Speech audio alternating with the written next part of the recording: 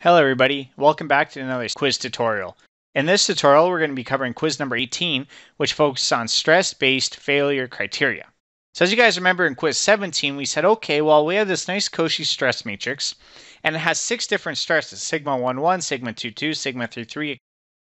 Well that's all great, but how exactly do I transform that into a uniaxial stress state? Because remember, when we're dealing with something in the real world, in real life, let's say a piece of steel, and we want to know kind of the behavior of that steel material, what we typically do is we do a uniaxial test. For steel, we do a tension test where we clamp both ends of the steel and we pull it until it fails.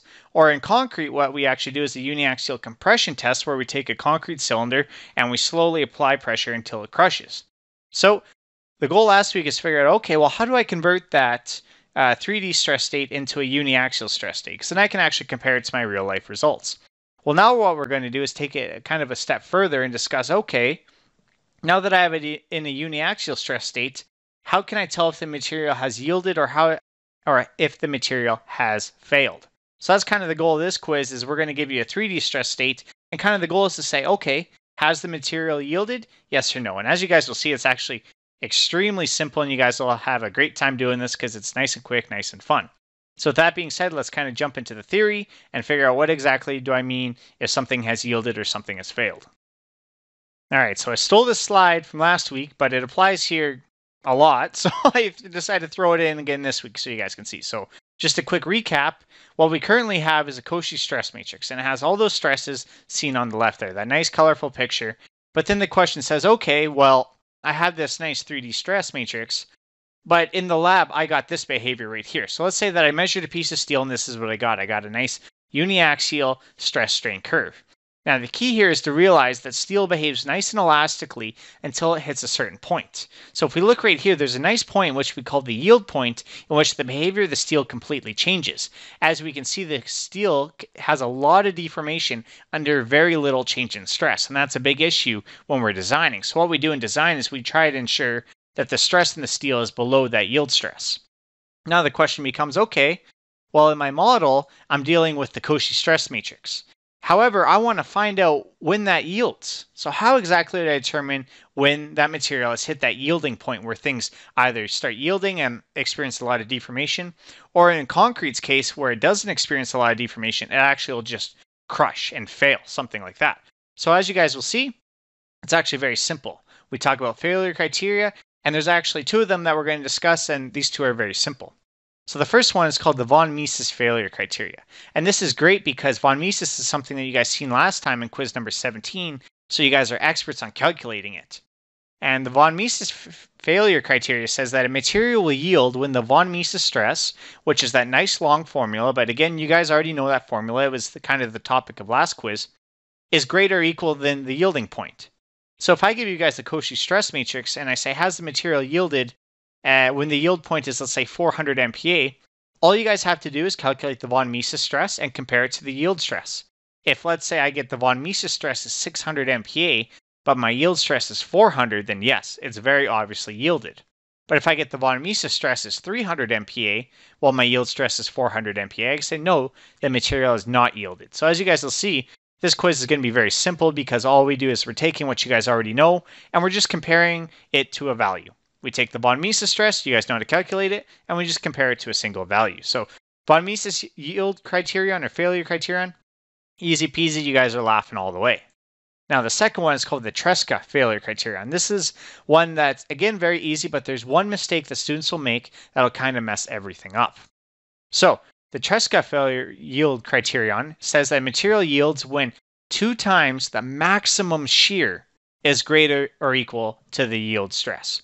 So if we look at this and say, okay, well, I remember that last week we also discussed how to calculate the maximum shear, and it was very easy. All we had to do was take the principal stresses, find the difference between them, and divide them by 2. A couple quick notes. Those sigma 1,1, sigma 2,2, sigma 3,3, those are the principal stresses. So those come from the diagonal matrix, not your regular Cauchy matrix. So that's going to be the one thing that students mess up on a lot.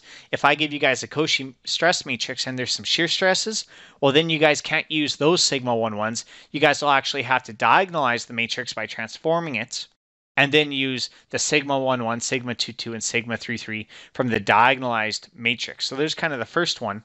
And then the second point that a lot of students will start missing is this 2 here.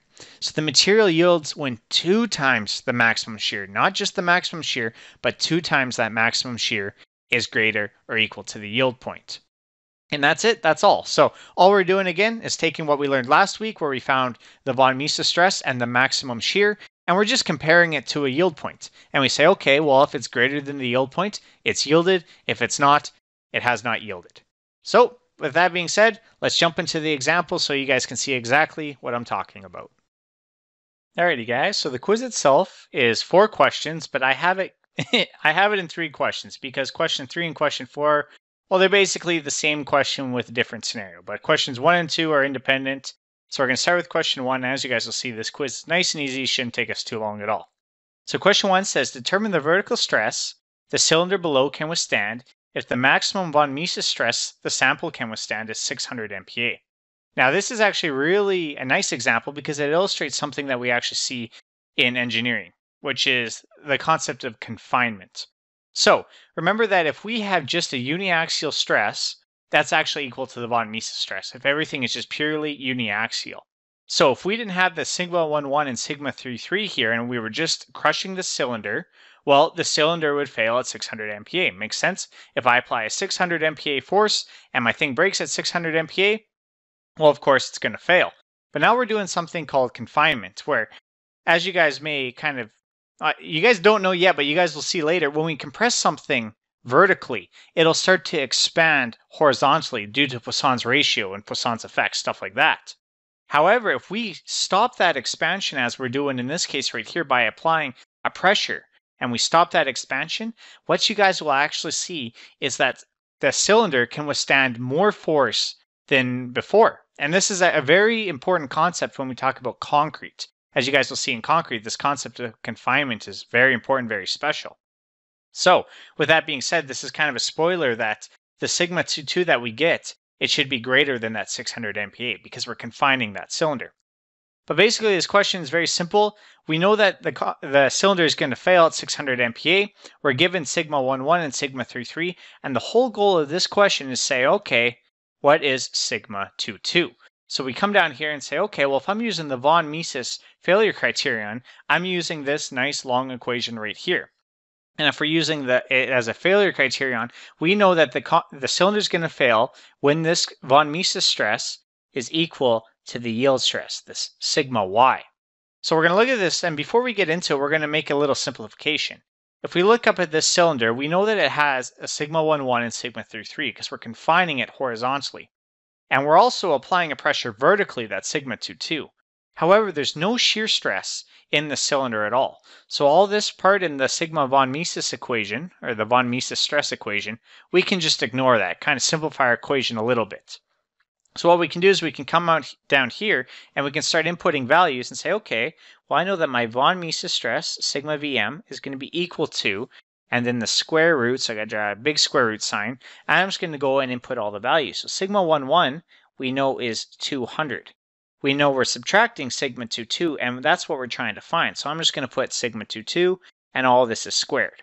I'm going to move on to the next term, so I'm going to go plus sigma 2, 2. Well, again, I don't know sigma 2, 2, so I'm going to put sigma 2, 2 minus sigma 3, 3, which we know sigma 3, 3 is negative 200 as well. So there's the first 2 terms, and we move on to the last one, and all you super geniuses will already know that this last term is 0, but I'm going to show you guys, because sigma 1, 1 and sigma 3, 3 are equal, that's why it's equal to 0, but I can show this if I just go negative 200 minus negative 200, well, if we subtract a negative, it turns into a positive. That's why it's going to be 0.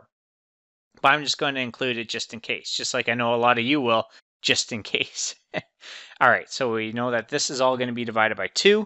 And we know that this von Mises stress will fail or yield when this is equal to the yield stress, which we know is that 600 MPa. So right here we have an equation. We have one unknown, one equation. So it's good we can just solve. And what we find is that our sigma 2, 2, if we solve this equation, is equal to 400 MPa. Now, a lot of you guys are going to say, all right, 400 MPa. Oh, wait, that's one of the multiple choice. Perfect. I'm moving on. As you guys will see, this will give you the wrong answer. It's very important to note that, remember when I just talked about confinement, I said that our sigma 22 should be greater than 600 MPa. It should be greater than 600 MPa. But we look down here, we got 400 MPa. Well, the thing to understand with this is actually a quadratic equation. So it's going to have two roots. It's not just going to have one. So the second root that we get is actually negative 800 MPa. And we can tell right away that the negative 800 MPa, this is actually going to be, oops, I didn't want the pencil, I wanted the highlighter. This is going to be our final answer right here. Because if we look up at the cylinder, we can see that with that sigma 22, we're compressing the cylinder. If we have a positive value for sigma 22, that's not compression, that's actually tension. So we're actually pulling the cylinder 400. Now again, we know that we're actually compressing this cylinder, so our answer is going to be negative 800 MPa. So that's the first question. As you guys see, not too bad at all. We have one equation, one unknown, we simply solve. You guys are experts at that. We can move on to the second one.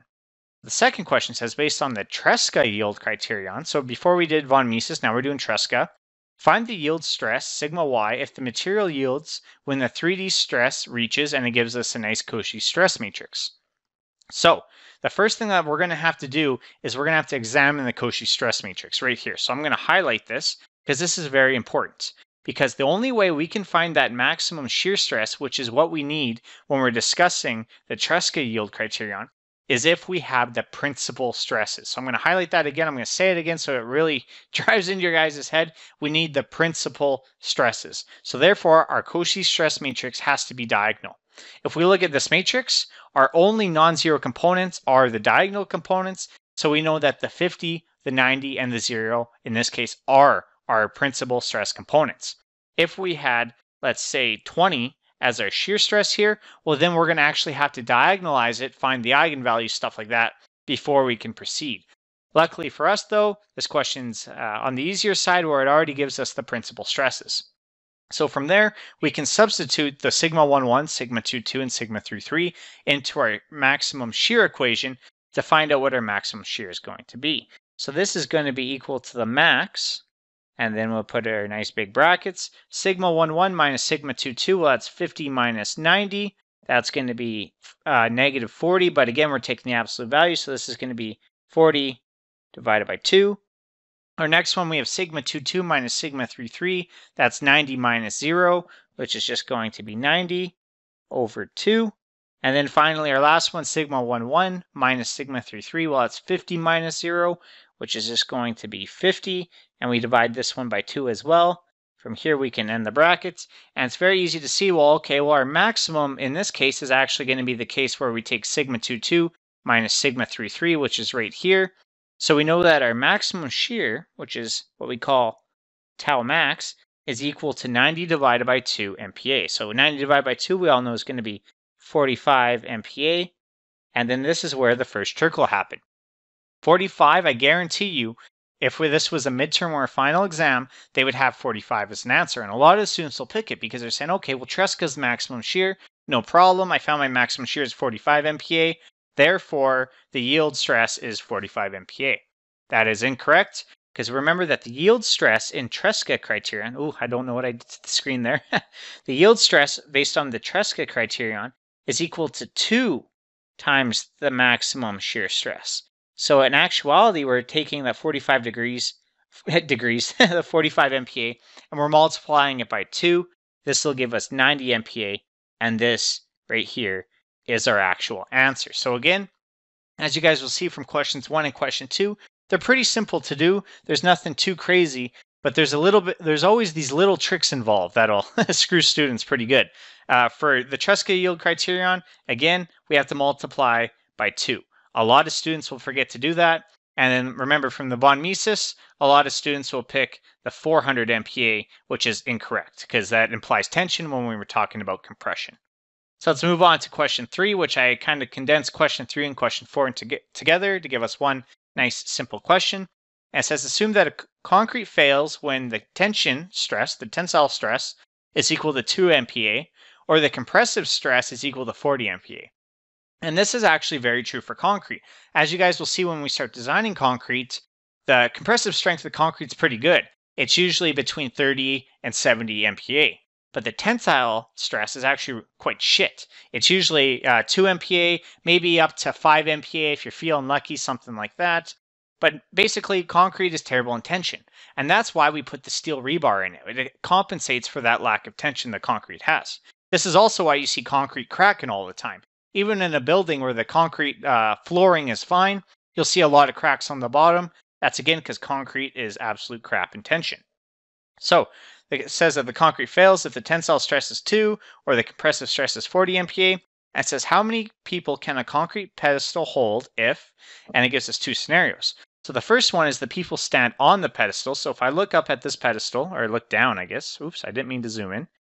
This case implies that people are standing on it. So our forces are going to look something like this. And from here, it's very easy to see that this is going to put the concrete into compression. So part A right here, I'm just going to put a little note at the top. For C, this implies that the concrete is going to be in compression. Now, the second case is when people hang from the pedestal. So I'm going to kind of erase these really quick because we don't need them. We're going to talk about the second case. So people hang from the pedestal, and no, it's not dark humor. It's I don't know. Maybe there's a jungle gym or something. They're not actually hanging from the pedestal. So they hang from the pedestal. We can see that this puts the concrete pedestal into tension. And this is why you rarely see concrete bridges, or like not a concrete bridge in that sense, concrete cantilever, something like that. Concrete's crap in tension.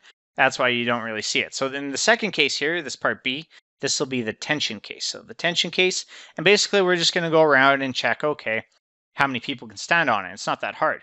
Because what we have to realize in this scenario is we only have one direction of force, and this is going to be sigma 2, and that implies that this is a uniaxial case. So in this case, we're only dealing with sigma 2, and remember, if we only have one state of stress, that's uniaxial, and in that case, our sigma 2 is actually equal to our von Mises stress. So we don't even have to go up to that ugly formula or anything like that. We can just go down and start calculating things. So if I come down here and I look at part A where it's tension, remember that the stress in something is equal to the force divided by the area. Well, I can simplify this a bit more. So in the first case, we're talking about compression. So our sigma is actually going to be 40 MPa.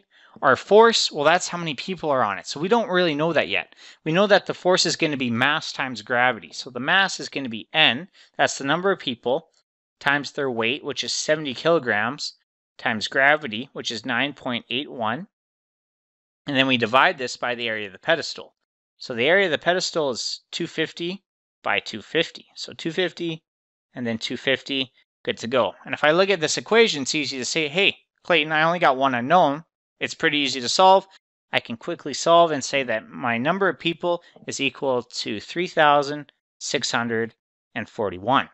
Now, good luck trying to fit that many people into that small pedestal, but that's the answer we get. If we look at part B, it's the exact same formulation, but instead of the 40 MPa, we now have 2 MPa because everything's in tension now. So 2 is equal to N times 70 times 9.81. And then all this is divided by the area, because remember we're doing stress is equal to force divided by area, where the area is 250 by 250. So nothing changes here except for the von Mises stress is now 2 instead of 40. And in this case, what we find is that N is equal to 182, which is a big difference. This is why we rarely have unreinforced concrete. I guarantee you, in all the concrete structures you see, there's a bunch of steel in it. And the reason why now, and you guys can brag to your friends, hey, I know why there's steel in concrete. It's because of this fact right here that concrete is terrible in tension. We use a bunch of steel to compensate for it. If you guys look at a bridge where you guys are thinking, okay, well, that's where a lot of tension would happen because the span of the bridge is so long. If you guys actually look at the steel in that bridge, there's a ton of it. Like it looks like the whole bridge could be made out of steel if you take all that concrete away. There's an absolute ton of concrete. I mean steel. So yes, that concludes this quiz. I hope you guys learned something. Again, this should be nice and easy. All we're doing is comparing the von Mises stress, or 2 times the maximum shear stress, to the yield stress. It's as simple as that. You guys are all geniuses. You guys are probably laughing. Well, actually, I'm probably talking to myself because you guys already left the video. All right, guys. Thank you guys so much for listening. I will see you guys in quiz number 19.